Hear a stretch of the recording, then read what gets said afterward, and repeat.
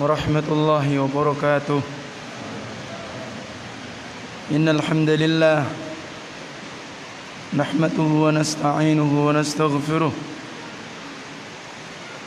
ونستهديه ونتوب إليه ونعوذ بالله من شرور أنفسنا وسيئات أعمالنا. من يهده الله فلا مضل له ومن يضلل فلا هادي له، وأشهد أن لا إله إلا الله وحده لا شريك له إقرارا به وتوحيدا، وأشهد أن محمدا عبده ورسوله صلى الله عليه وعلى آله وأصحابه وسلم تسليما كثيرا. يا أيها الذين آمنوا اتقوا الله حق تقاته ولا تموتن إلا وأنتم مسلمون. يا أيها الناس اتقوا ربكم الذي خلقكم من نفس واحدة وخلق منها زوجها وبث منهما رجالا كثيرا ونساء، واتقوا الله الذي تساءلون به والأرحام إن الله كان عليكم رقيبا. يا أيها الذين آمنوا اتقوا الله وقولوا قولا سديدا يصلح لكم أعمالكم ويغفر لكم ذنوبكم، ومن يطع الله ورسوله فقد فاز فوزا عظيما. أما بعد، فإن أصدق الحديث كتاب الله، وخير الهدى هدى النبي صلى الله عليه وعلى آله وسلم، وشر الأمور محدثاتها، فإن كل محدثة بدعة وكل بدعة ضلالة وكل ضلالة في النار. أعاذنا الله وإياكم من النار. أعاذنا الله وإياكم من البلاء والوباء. بارك الله فيكم جميعا. معاشر المسلمين والمسلمات، جماعة صلاة المغرب Masjid Ar-Rahman, Karang Tohpati, Karangasem yang saya cintai dan saya hormati, mengawali kajian kita pada malam hari ini atas izin Allah Tabaraka wa Ta'ala, maka kita bersyukur kepada Allah dengan syukur yang sedalam-dalamnya, sebagaimana di hari-hari kita hujan maka diguyurkan oleh Allah, diturunkan oleh Allah Tabaraka Ta'ala,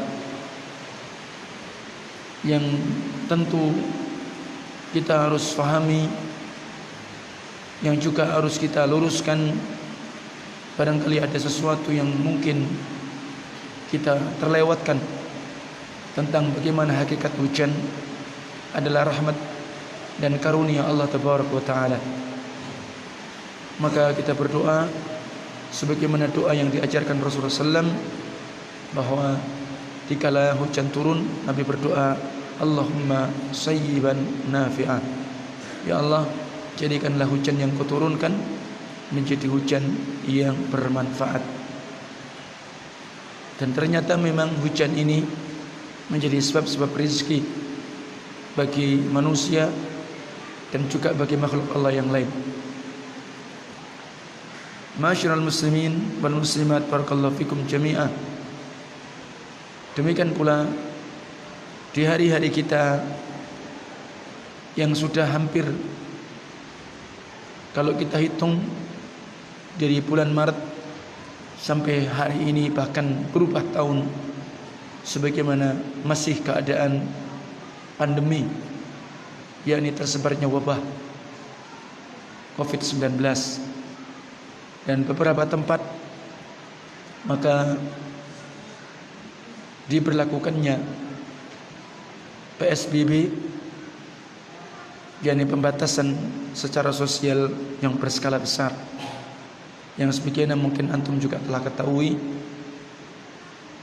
Maka itu sebagai bentuk penjagaan, kehati-hatian, dan tentu adalah berjalan sebagaimana syariat Allah di mana kita memang perlu untuk penjagaan diri kita. Sehingga itu di antara usaha beberapa kebijakan mungkin pemimpin kita, sehingga diadakan yang demikian tadi. Sehingga kita pula tentu dengan kita sikapi dengan sikap yang positif, dan kita pula sebagai seorang mukmin yakinlah bahwa masa wabah pandemi itu tidak mungkin akan terus menerus. Pasti Allah akan ganti, pasti Allah akan angkat dan cabut. Masa-masa sulit, maka tentu Allah akan ganti dengan masa-masa yang mudah. Karena itu janji Allah, sayaj'alullah ba'da usri yusra. Allah akan jadikan masa-masa sulit, akan Allah rubah menjadi masa-masa yang mudah. Cuma kita tidak tahu, dan semua dengan izin Allah tabaraka wa ta'ala. Dan di antara kita pula untuk senantiasa banyak berdoa kepada Allah tabaraka wa ta'ala, dan kita ambil juga sebagai sikap tawakal menjadi seorang mukmin. Dan tawakal itu akan menjadikan Allah memberikan kecukupan kepada kita, sebagaimana Allah berfirman, "Wa may yatawakkal 'ala Allah fa huwa hasbuh, wallahu balighu amrih." Barang siapa yang tawakal kepada Allah, dan tawakal termasuk bagian ibadah, berserah diri hanya kepada Allah, maka Allah akan mencukupkan urusannya, dan Allah akan menyampaikan semua urusan-urusannya. Tawakal itu maka juga butuh usaha dan ikhtiar. Di antara doa adalah penting. Kita mohon kepada Allah, semoga Allah tabaraka ta'ala menganugerahkan keselamatan dan kesehatan kepada kita, dan Allah menjaga kita dari berbagai bala dan wabak. Dan semoga Allah tabaraka ta'ala, jika mungkin di antara kita ada yang sakit, apapun sakitnya, semoga Allah pula memberikan obat kepadanya, syifaan kamilan, obat yang baik, obat yang sempurna. Pada kesempatan malam hari ini, sebagaimana kajian tema yang kita angkat adalah tentang apa itu makna Wahabi. Kenapa tema ini, topik ini kita angkat? Karena memang ada terjadi sebuah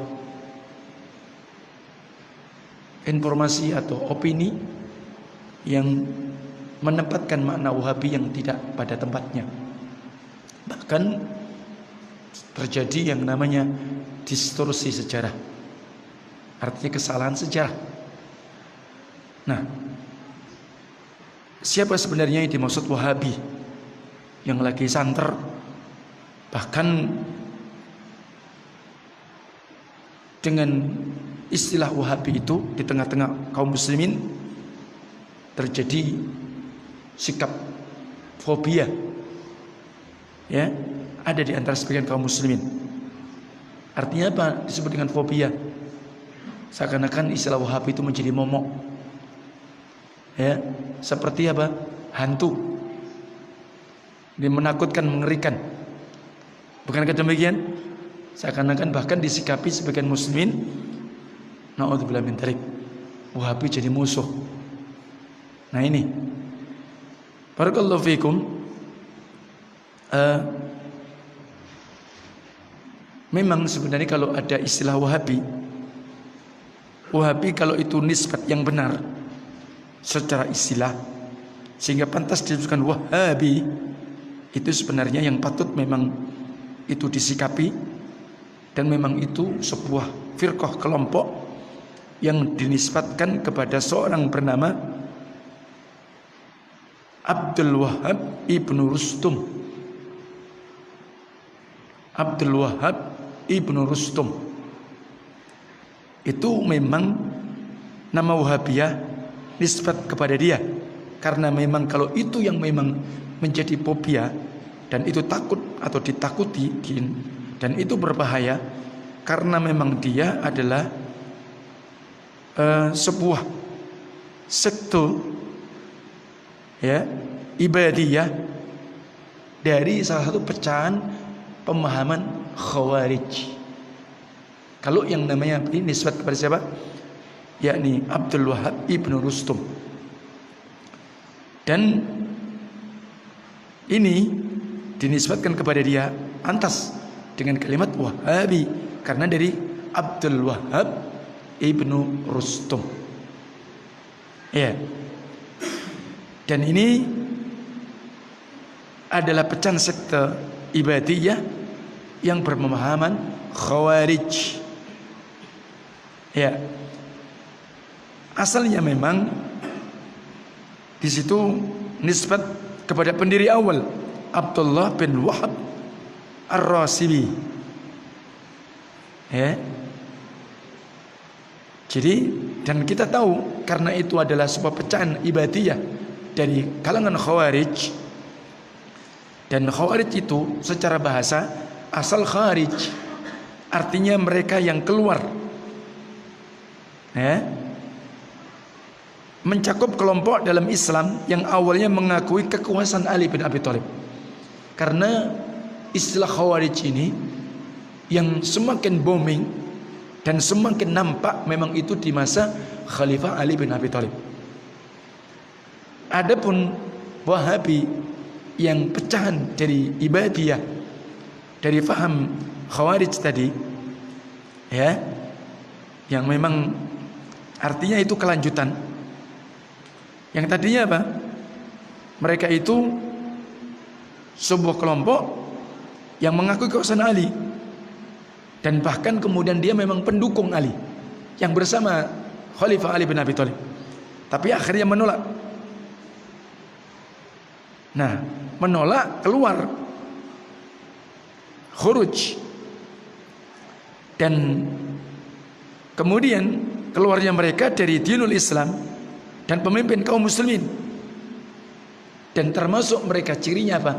Mengkafirkan kaum muslimin yang tentu tidak sepaham dengan dia. Sehingga sejarah itu dicatat. Kalau antum baca tentang sirah Khulafaur Rasyidin, terbunuhnya Khalifah Ali bin Abi Thalib, maka di tangan seorang yang bernama siapa? Abdurrahman ibnu Muljim. Abdurrahman ibnu Muljim. Antum tahu sebut Abdurrahman ibnu Muljim, sehingga sampai begitu pemahaman dia, Ali bin Abi Thalib di mata dia seorang yang kafir, di mata pemahaman dia. Dan antum tahu bahwa Abdurrahman ibnu Muljim ini dia seorang ahlul ibadah, dia seorang qurra. Jadi kalau dari sisi ibadahnya, dari keahlian dia tentang Al-Quran itu tidak diragukan. Bahkan di masa-masa itu banyak di antara sahabat yang bahkan memberikan rekomendasi tentang keutamaan dia, dan itu disebutkan oleh Imam Ibnu Hajar. Tapi ternyata karena dia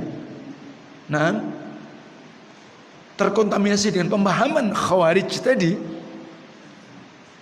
sampailah dia yang tadinya Masya Allah, ya kan?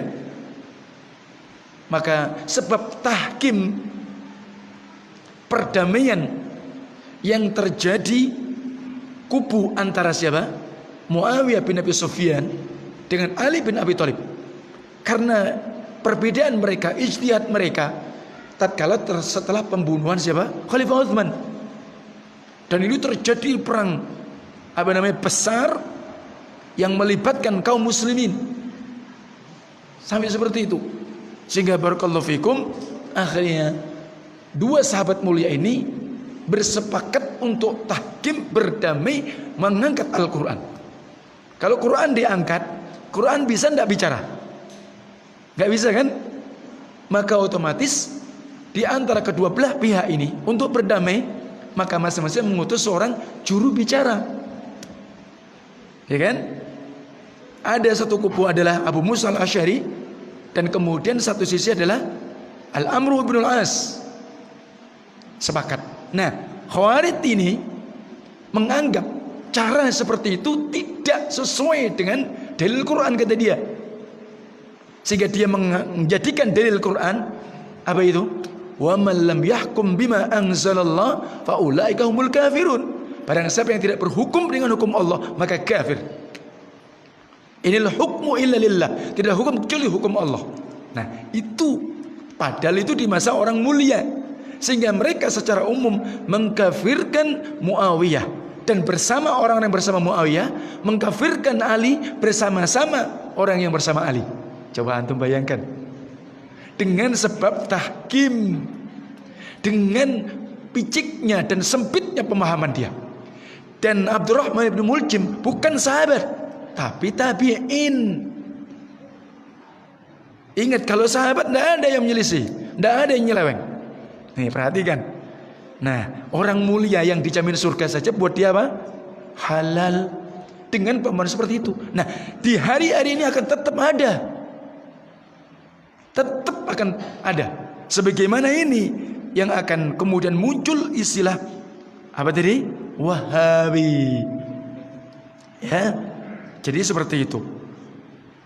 Nah, sementara kalau Wahabi itu dinisbatkan kepada siapa? Syekh Muhammad bin Abdul Wahab rahimahullah. Nah, ini Syekh Muhammad bin Abdul Wahab rahimahullah, di mana beliau lahir pada tahun 1115 miladiyah. Saya ralat pada tahun berapa? Hijriahnya 1115 Hijriah. Naam. Maka barakallahu fikum, posisi yang seperti ini dan waktu di Jaziratul Arab, maka ini sangat beda jauh dengan yang disebutkan sebagai Abdul Wahab ibnu Rustum. Selisihnya 10 abad, 100 tahun. Nah, berarti kalau Abdul Wahab pantas Wahabi, tapi kalau Muhammad bin Abdul Wahab mestinya bukan Muhammad yang tepat. Ya betul tidak? Beda kan? Abdul Wahab ibnu Rustum dengan siapa? Muhammad bin Abdul Wahab. Beda apa tidak? Beda, tahunnya beda. Kalau yang siapa tadi? Abdullah bin Rustum 100 tahun yang dulu baru lahir siapa? Muhammad bin Abdul Wahab. Adapun Syekh Muhammad bin Abdul Wahab, beliau seorang mujaddid yang insyaallah ta'ala nanti akan disebutkan lebih rinci. Mestinya namanya siapa? Muhammadi, bukan Wahabi. Nah, Wahabi yang ditakutkan yang itu tadi, yang memang sekte ibadiyah dari kalangan kaum Khawarij, dan itu terus ada. Adapun yang hari ini terjadi, ada istilah ISIS atau yang lain-lain, itu yang patut diwaspadai. Sehingga antum bagaimana pembantaian saudaranya kaum muslimin terjadi di Syria. Nah, makanya hati-hati. Kalau yang memang betul-betul istilah Wahabi nisbat kepada siapa tadi? Abdul Wahab ibnu Rustum. Memang dia seorang pemahaman apa tadi? Khawarij yang cikal bakalnya sudah dulu. Yaitu siapa? Kalau dulu awal di masa Nabi ada muncul namanya Dzul Khuwaisirah. Dzul Khuwaisirah. Peristiwa itu terjadi tatkala Rasulullah SAW ada di Ji'ranah. Ji'ranah itu di tempatnya di Makkah. Sehabis waktu itu sebuah peperangan, dan Rasulullah SAW itu apa? Mendapatkan kiriman ghanimah dari sahabat Ali. Sehingga ghanimah itu dibagi oleh Rasulullah menurut pembagian Rasul dan orang-orang yang pantas. Coba, kira-kira Rasulullah pilih kasih apa enggak? Rasul menurut hawa nafsunya apa tidak? Ana mau tanya sama antum. Rasulullah bicara loh, bukan karena hawa nafsu. Wa ma yantiqu 'anil hawa in huwa illa wahyu yuha. Muhammad tidak bicara karena nafsunya, kecuali apa? Wahyu Allah. Nah, ketika itu Dzul Khuwaisirah ngomong sama Rasul, "Ya Muhammad, menurut pendapatku engkau tidak adil. Adillah engkau ya Muhammad." Coba bayangkan antum. Rasulullah Muhammad, pemimpinnya para rasul, penutup para nabi, dikritik sama Dzul Khuwaisirah. Coba anda mau tanya sama antum. Maka pantas kalau Umar bin Khattab, "Ya Rasulullah, izinkan aku menggal si munafik nih." Padahal antum tahu siapa Dzul Khuwaisirah? Ahli ibadah, jidatnya Pak. Maaf, saya juga ada hitam di sini ya. Wah, sudah kalah antum. Matanya Sipit artinya apa? Sayup karena memang sholat malamnya Masya Allah. Coba bayangkan antum. Tapi Nabi melarang jangan. Apa nanti kata orang-orang di kemudian? Muhammad membunuh sahabatnya karena dia hidup di masa Nabi. Artinya dia beriman kepada Nabi. Tapi itu Nabi ingatkan apa? Hati-hati nanti model dia seperti dia ini. Nah, muncul terus sampailah di masa siapa? Ali bin Abi Thalib semakin keras. Bahkan tadinya Khalid ini 10.000 membangkang. Bayangkan antum. Hebat kan? Sehingga sampai kapanpun ada. Maka ini harus hati-hati tentang yang kalau memang yang disebut siapa tadi? Abdul Wahab ibnu Rustom. Makanya akan terjadi terus. Kalau kita runut istilah dulu apa? Bom Bali pertama, bom Bali kedua, siapa pelakunya sebenarnya? Terlepas ikut campurnya asing dan yang lainnya. Tapi benar-benar mereka 3 orang ini, saya waktu itu masih aktif ngajar di LP Kerobokan ketika mereka masih ada. Dan saya ngajarnya sebelum itu jauh. Insya Allah sekitar tahun 96 Anda sudah ngajar di LP waktu itu. Kemudian mereka 3 ini ada. Siapa? Imam Samudra. Kemudian siapa? Amrozi. Satu lagi siapa? Ali Gupron. Kalau Ali Imron yang sudah taubat tuh. Dan mereka mengatakan apa? Ya memang ada jihad. Ya kan? Dan berikutnya. Nah ini. Dan itu akan terjadi. Dan kalau antum pengen tahu bagaimana mereka itu, ya nanti antum pengen tahu di kalangan mereka. Supaya nanti enggak saya memfitnah. Dan kenyataannya benar. Bom sana bom situ. Nih. Kenapa? Karena di mata mereka itu bagian dari jihad. Di mata mereka jihad itu apa? Jalan tol masuk surga. Siapa tidak senang? Siapa tidak ingin? Nah, tapi hati-hati. Biasanya yang dipingit adalah anak-anak muda yang baru semangat hijrah. Baru semangat mau belajar tentang tahu Islam. Kemudian apa? Difahamkan, dimelekkan dengan realita.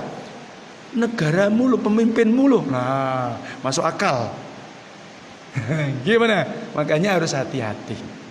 Maka oleh sebab itu, dengan kebijakan-kebijakan itu jangan sampai kita terus komen. Kalau udah komen bicara tentang negara, komen tentang pemerintah, ada habisnya enggak? Enggak ada. Semalam suntuk, antum enggak ngantuk.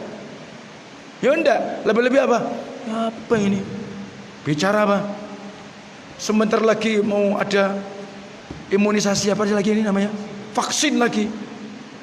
Sudah rapid ini, rapid itu. Fulus ini. Ada panjang sudah. Ya sudah wis. Ya enggak? Nah, sudah terlalu jauh kita bicara itu nanti enggak akan pernah selesai. Nah, ini barakallahu. Akhirnya apa? Benci sama pemimpin. Nah, ganyang kalau begitu. Nah, begitu akhirnya nanti. Nah, ini hadirin jamaah yang mulia. Artinya apa? Ini akan tetap terjadi dan itu sebenarnya maka dikatakan juga seperti itu. Sebenarnya macam-macamnya banyak sekali. Kalau itu yang betul-betul reaktif, yang betul-betul action dia. Tapi sebenarnya banyak pemahaman seperti itu yang sembunyi-sembunyi. Model pemahaman Khawarij ini. Jadi kebetulan saja mungkin orang yang tadi ya sebagaimana pernah saya ceritakan, orang yang menyelisih adat istiadat, ya tidak cocok dan semisalinya, itu namanya Wahabi, ya kan? Nah, ini tidak tepat kayaknya seperti itu. Makanya kalau Syekh Muhammad bin Abdul Wahab dia seorang mujaddid dan nanti sejarahnya kan disebutkan barakallahu fikum. Maka oleh sebab itu beda istilah sebenarnya yang ditakutkan, tapi ini disusupkan seakan-akan Abdul Wahab ibnu Rustum seakan-akan siapa? Muhammad bin Abdul Wahab. Padahal istilah itu sudah terjadi distorsi sejarah. Jarak antara siapa tadi? Abdul Wahab bin Rustum dengan Muhammad bin Abdul Wahab 10 abad jauh. Nah, hadirin jamaah yang mulia, barakallahu fikum. Apa yang pernah saya bacakan sehingga kemudian penasaran, ada seorang syekh, seorang dosen yang beliau ngajar di Jami'ah Darul Hadith Makkah Al-Mukarramah, rahimahullah, Syekh Muhammad Jamil Zainu.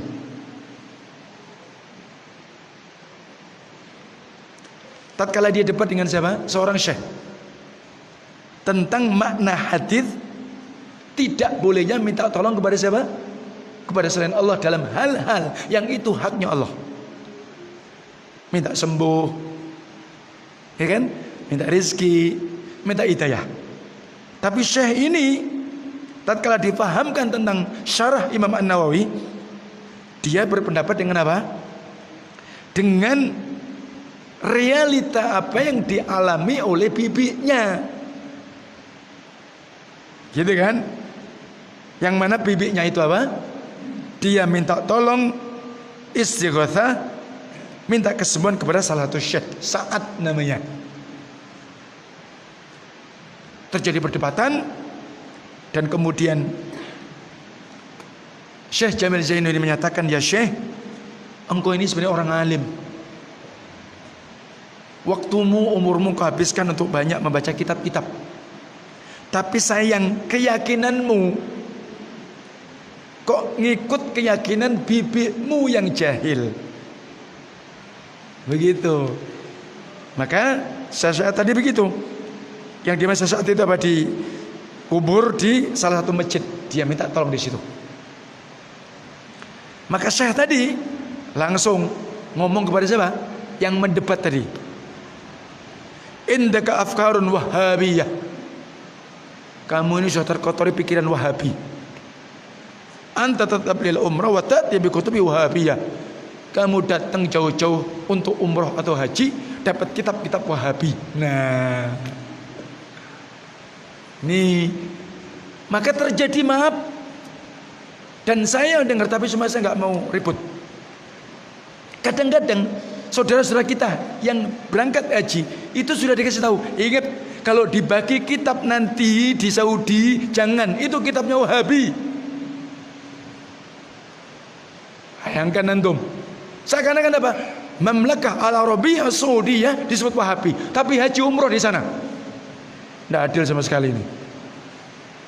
Iya enggak? Ini yang tokoh-tokoh yang Masya Allah kasih fulus, diem.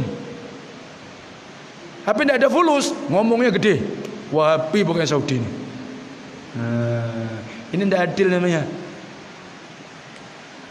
Padahal itu Masya Allah. Nah, ceritakan bagaimana seandainya Makbarah Baqi, kuburan Baqi, yang kalau antum habis di Raudhah lurus ke sana, kalau sampai nisannya ada tulisannya, oh ini Khalifah Utsman, oh ini sahabat ini, waduh, masing-masing orang bawa kresek, ngambil apa? Tanah, bawa pulang ke Indonesia. Jadi kan apa? Azimat. Kalau orang Jawa bilang apa? Jimat. Barang siji di rumah. Artinya barang satu aja itu yang dijaga. Nah ini nanti, ini. Makanya Saudi tidak ada. Antum melihat kuburannya, atau antum di Ma'la itu di Mekah juga nggak ada. Begitu sebenarnya sunnah yang diajarkan Rasulullah SAW. Tapi dibilang apa?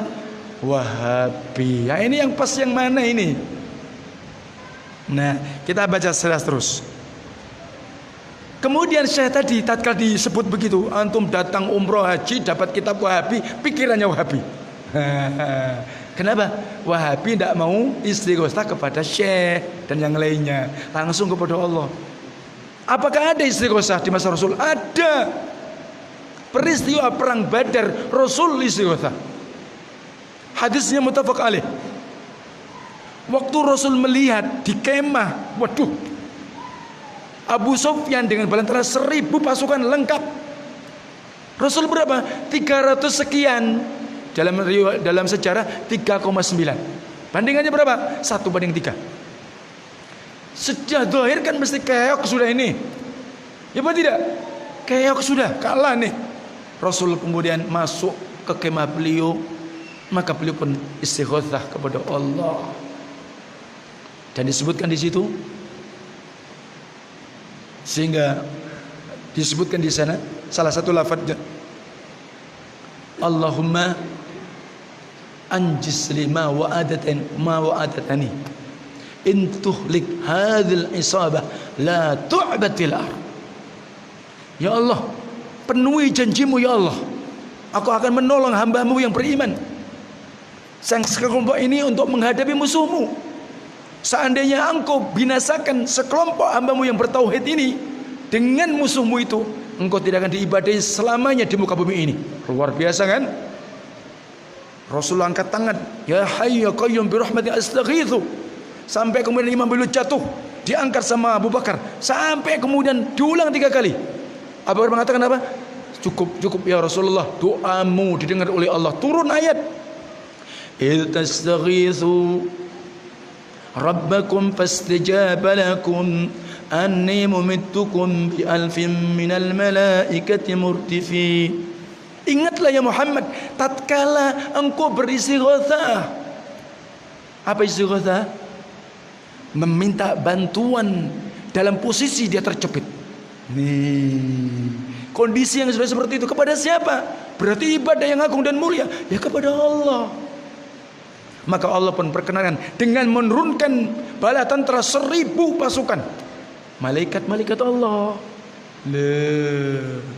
Terjadi. Tapi Rasulullah ngajak-ngajak. Jadi barakallahu fikum, tidak ada istilah istighatsah kubro. Mesti dilakukan sama Rasulullah dong. Ya enggak? Iya, Rasulullah ngapain ngajak? Jangan kemudian jawabannya, oh, itu kan Rasul saat. Loh, Rasulullah kan teladan kita. Kalau beliau tidak mengajarkan caranya sampai detail begitu, ya siapa mau jadi contoh? Nih, jadi seperti itu. Taib.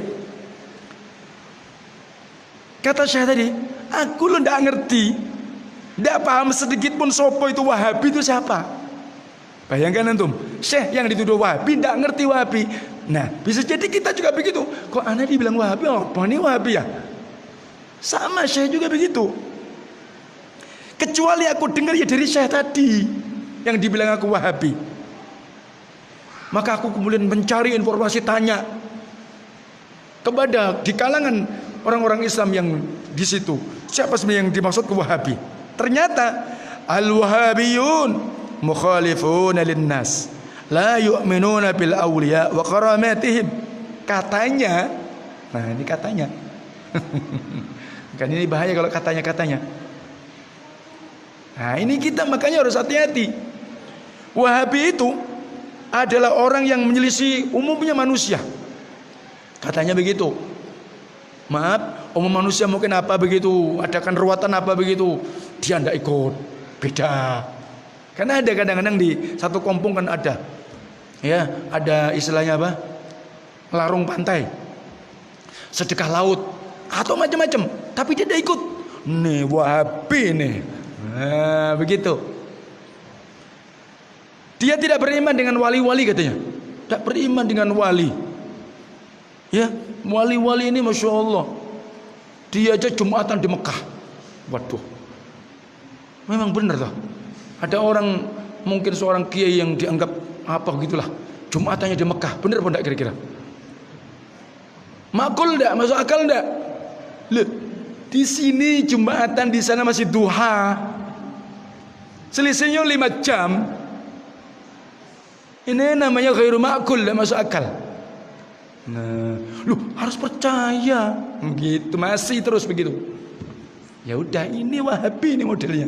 Nah begitu, tuduhannya begitu. Tidak percaya sama karomah.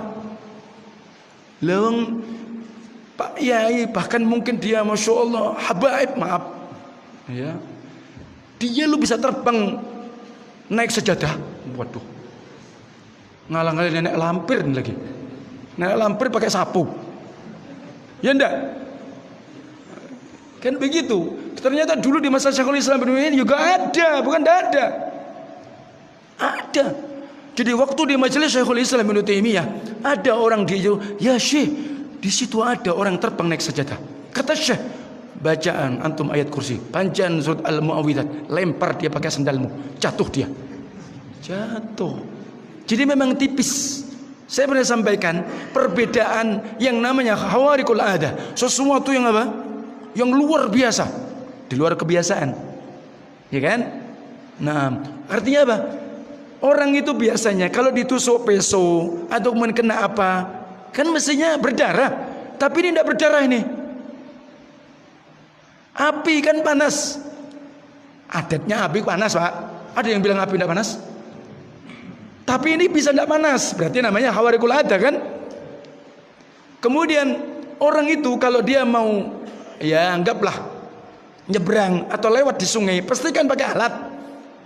Tapi ini bisa berjalan di atas air. Wah, ini kan namanya ajaib ini, kan begitu. Nah, ini makanya tipis. Saya ingatkan antara mukjizat, antara apa? Karomah, antara apa? Nah, mukjizat, karomah, maunah, sihir. Ada 4. Mukjizat, karomah, maunah, sihir. Serupa tapi tidak sama. Artinya apa? Ini yang tipis ini 11-12 nih. Kalau mukjizat jelas nggak bisa orang dipelajari. Kenapa? Itu khusus para nabi dan rasul. Mukjizat jelas tidak ada yang bisa ini. Karena itu sebuah kekuatan yang dari Allah memang untuk membantah orang yang tidak beriman. Dan Allah berikan mukjizat kepada nabi dan rasul sesuai keadaan waktu itu yang lagi booming. Sehingga mukjizat Nabi Isa dengan mukjizat Nabi Muhammad beda.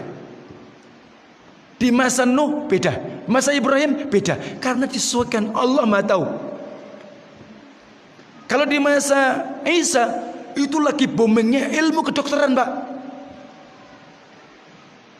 Nah, mukjizat Nabi Isa, ada ndak sanggup dokter yang menyembuhkan buta mulai dari lahir? Tidak ada. Sehingga Allah berikan mukjizat kepada Isa seperti itu. Adapun tidak dokter bisa menyembuhkan orang apa? Bisa hidupkan orang sudah mati? Tidak bisa. Isa mukjizatnya itu dengan izin Allah. Kalau di masa Nabi Muhammad, karena waktu boomingnya ahli bahasa, orang hebat-hebatnya membuat syair-syair, sehingga Al-Quran mukjizat yang terbesar. Tidak ada yang bisa nandingi. Gitu. Karena sampai ada suatu tempat memang untuk pertandingan syair-syair bahasa Arab. Ternyata Quran diturunkan bahasa yang luar biasa. Coba antum baca Quran, kalau antum pahami dari sisi bacaannya, masya Allah. Kalau u, i, coba beda yang antum. Al-Kafirun semua dhammah, enggak. Al-Maun semuanya kasrah. Bayangkan antum. Al-Fathah semuanya fathah. Loh, bayangkan antum. Secara ini, waduh, ini bukan bikinan manusia ini. Jadi begitu. Tayyib. Mukjizat jelas nggak bisa dipelajari.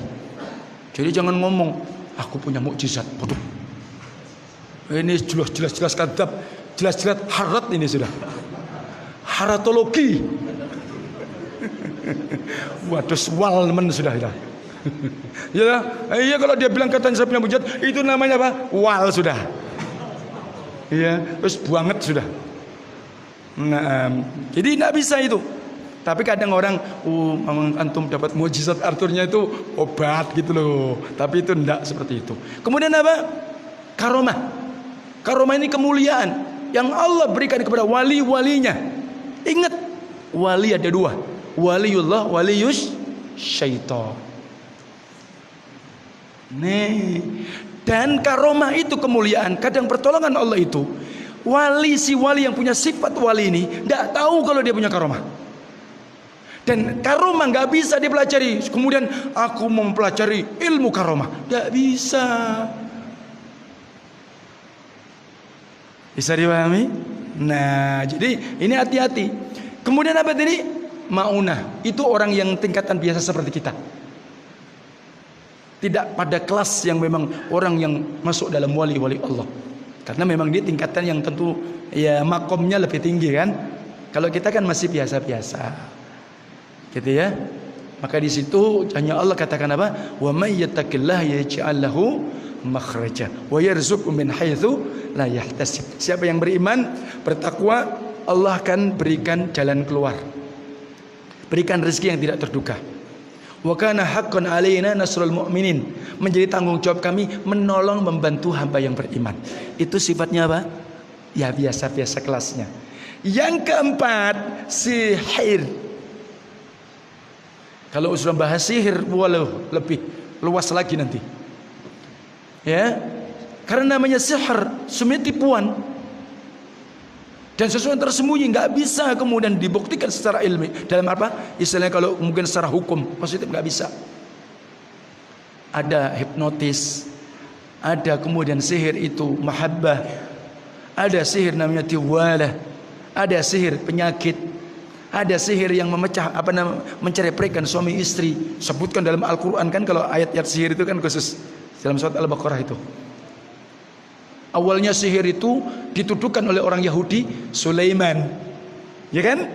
Tapi padahal sudah jauh di masa Musa, di masa Fir'aun banyak tukang sihir. Nah, dibantah oleh Allah Taala. Jadi tipis. Maka oleh sebab itu tentang misalkan orang itu tadi peso, apa-apain tidak apa-apa. Loh kok bisa? Jadi karena mungkin dia lagi riyadhah, melakukan mungkin hizib apa begitu. Ini kalau kita dulu belajar hizib nasor, hizib apa begitu, belajar dia supaya apa? Kebal. Bener apa enggak ini? Ada yang begitu. Nah inilah pinternya jin. Sampai Allah abadikan di dalam Al-Quran satu surah Al-Jin. Maka oleh sebab itu kita baca Quran, tadinya Quran itu doa dari Nabi. Kalau tidak sesuai aturan Nabi, itu bisa satu huruf jin. Gimana antum nih? Makanya hati-hati. Misalkan ada seorang ustaz, tolong antum kalau ingin rezekinya mudah, baca Al-Ikhlas 1000 kali. Waduh, dari mana ini? Betul-betul berharap baca 1000 kali, rezekinya tetap seret. Al-Ikhlas ini salah. Nah berat toh. Akhirnya nyalakan apa? Surat Al-Ikhlas. Sudah caranya juga salah. Nah ini hati-hati. Padahal itu kan harus ada aturan. Memang Al-Quran diturunkan, surat Al-Ikhlas termasuk Al-Mu'awwidzat, ya, surat Tauhid. Tapi kan jangan ditunjukkan dibaca sekian dapat rezeki, sekian itu begini. Ya nggak boleh. Ngatur, bikin aturan sendiri. Ini harus hati-hati. Tadinya apa? Lafaz Quran. Antum tahu raja? Raja itu kan tulisannya Arab. Kadang-kadang ada Asmaul Husna, tapi ditulis bunder. Kadang ditulis ada yang bengkok, ada yang miring. Nah, hati-hati. Nanti dipasang lagi di rumah kita. Ya? Nah, ini hati-hati. Dijadikan apa? Haikal jimat. Akhirnya jadi apa? Tamimah. Hati-hati. Quran memang untuk itu. Tidak. Dibaca, dipahami, diamalkan. Maka oleh sebab itu harus ingat. Boleh apa tidak kita mampangkan ayat-ayat Quran, ayat kursi misalkan. Iya, itu terjadi khilaf. Lebih amannya tidak, jangan. Dibaca, diamalkan. Daripada itu tulisan-tulisannya tok. Ya kan? Seakan tulisan itu apa? Ngusir jin. Kok kasihan Quran hanya untuk ngusir jin? Ya beda. Kita sama dengan merendahkan dan menghinakan Quran. Padahal tidak seperti itu. Walaupun terjadi khilaf, tapi hati-hati, akidahnya diperbaiki dulu. Nah, jadi seperti itu. Karomah, sihir banyak dalam dunia pengobatan. Kemudian ada orang yang kemudian apa? Waduh, macam-macam. Pemahaman al-hulul, ini hati-hati. Jadi tadi malam saya mimpi, ternyata Nabi Khidir itu ngasih wejangan pada aku. Begini. Waduh, ada apa urusan dengan Nabi Khidir? Nabi Khidir itu di masa Musa. Masih ada Nabi Khidir? Pak, masih ada Nabi Khidir?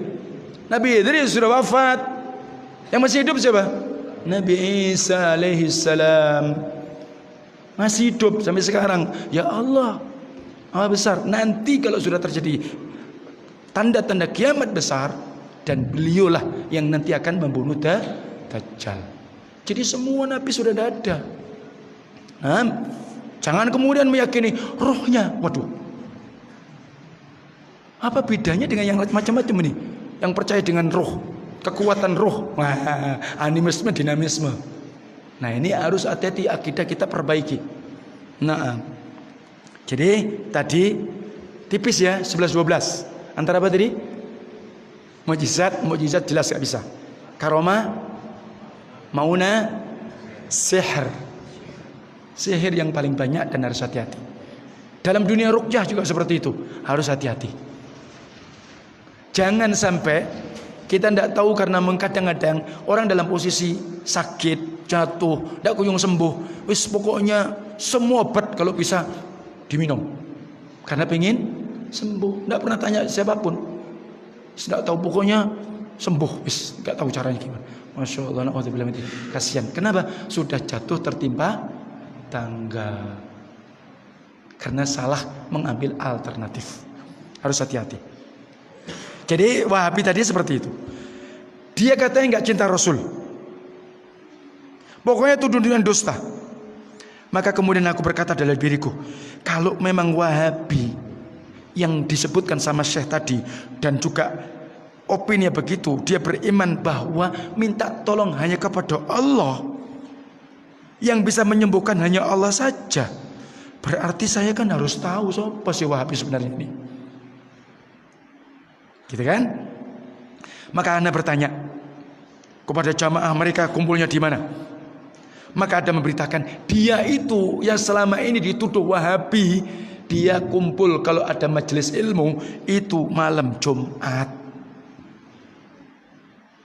Maaf, nanti jangan sampai sebutan Wahabi itu ngajinya malam Jumat. Jangan, repot nanti ini. Jadi namanya siapa? Gagal paham. Ini kisahnya begitu. Jadi kalau dia belajar malam Jumat, apa yang dikaji? Kajian tafsir Quran, kajian hadis-hadis Nabi tentang fikih. Maka aku pergi dan aku ajak sebagian pemuda yang cerdas. Ini kata Syekh, dia nggak sendiri, diajak orang yang cerdas. Maka saya masuk pada satu tempat, bukan masjid yang dipakai ternyata dia. Kenapa? Kadang ngaji di masjid nggak dikasih. Ya enggak?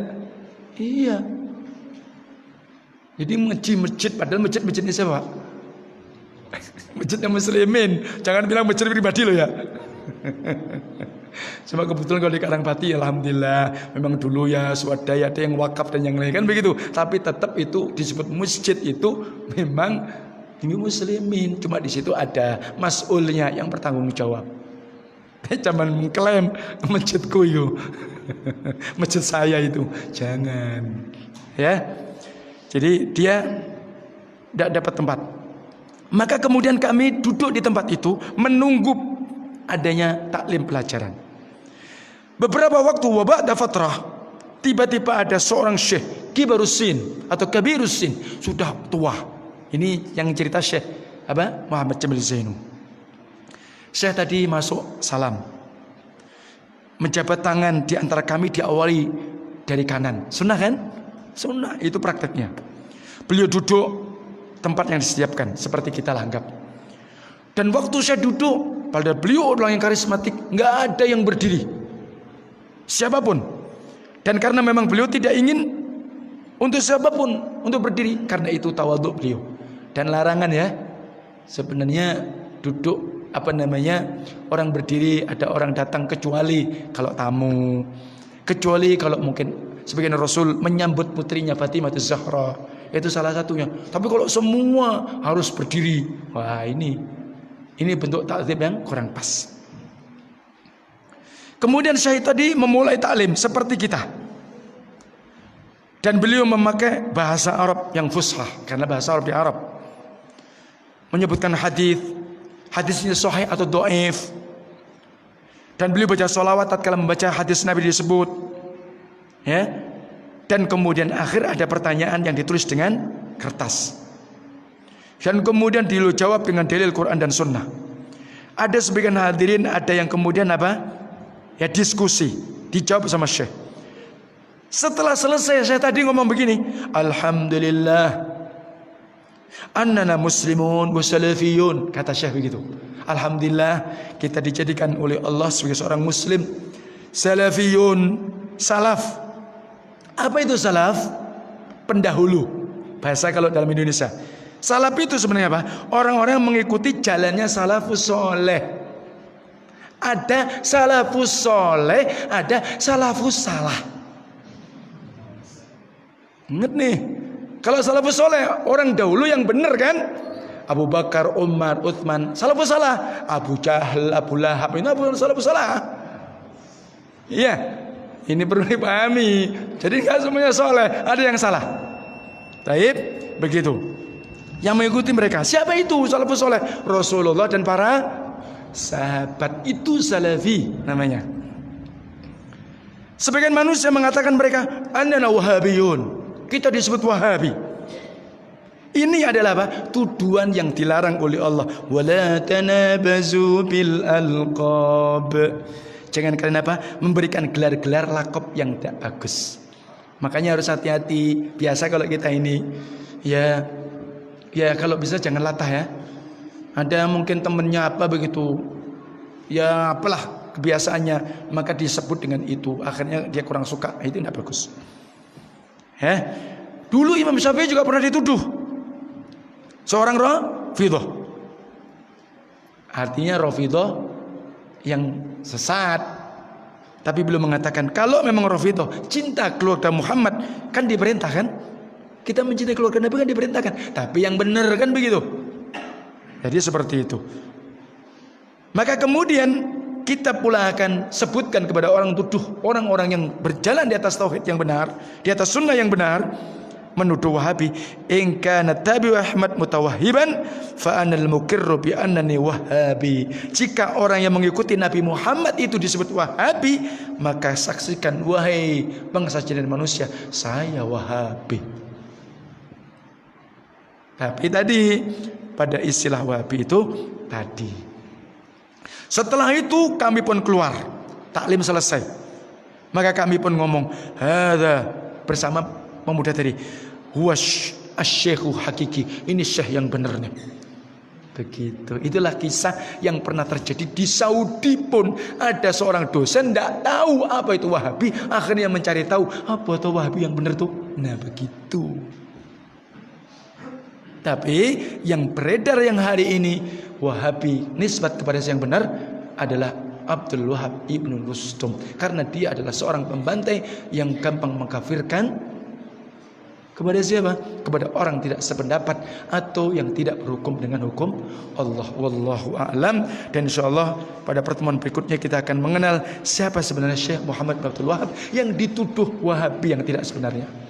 Insyaallah, wallahu a'lam. Cukup? Sudah Isya? Ada pertanyaan kira-kira?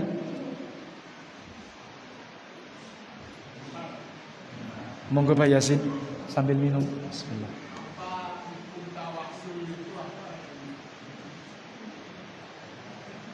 Nah. Tentang tawasul, barakallahu fikum, itu sebenarnya disebutkan oleh Allah di dalam Al-Quranul Karim tentang tawasul. Ya.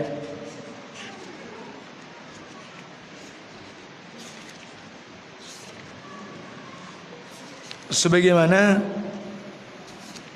di dalam Al-Quranul Karim Allah Tabaraka wa Ta'ala berfirman tentang apa namanya tawasul itu.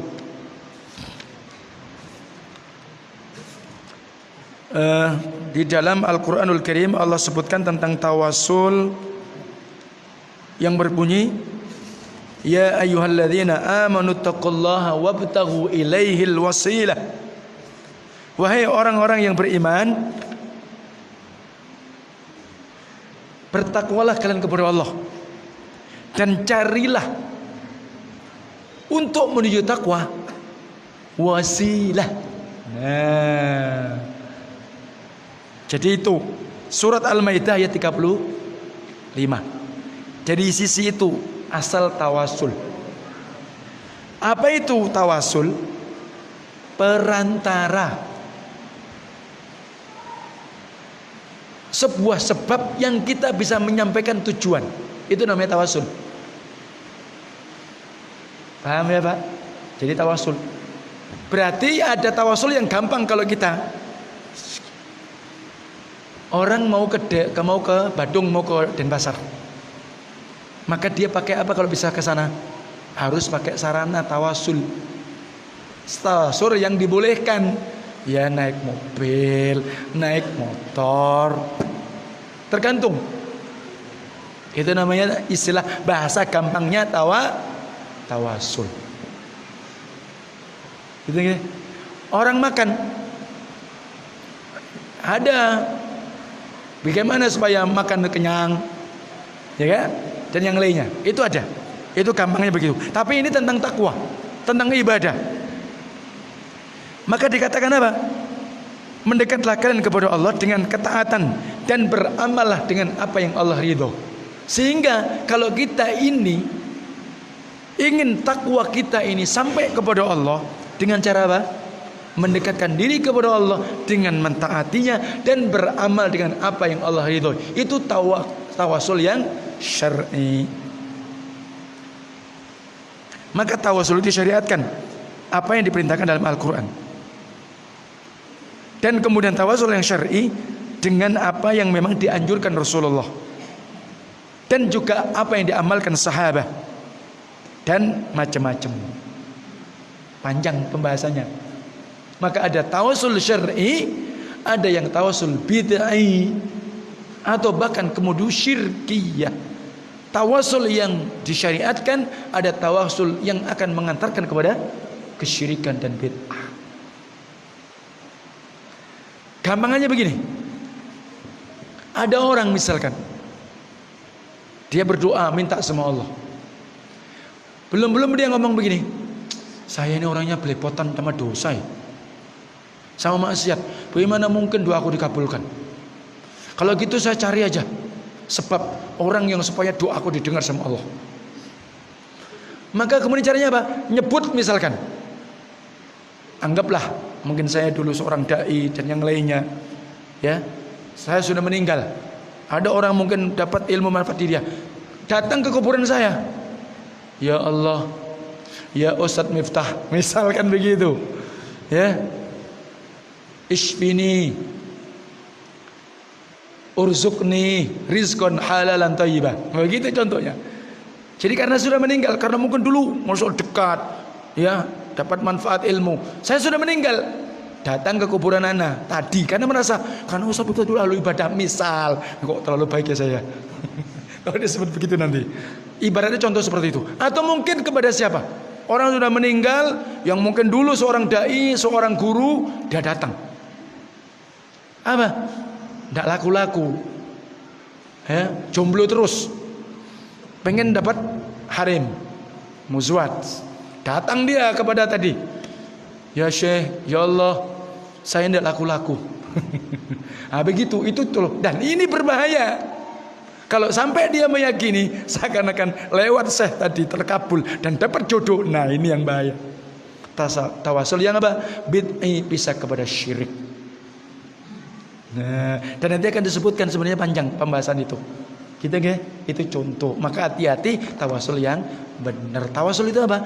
Sarana atau wasilah yang akan mengantarkan kita menuju tujuan kita.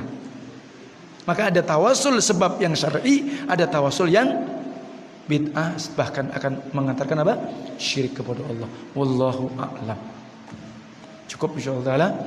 Subhanakallahumma wa bihamdika asyhadu an la ilaha illa anta astaghfiruka wa atubu ilaik. Assalamualaikum warahmatullahi wabarakatuh.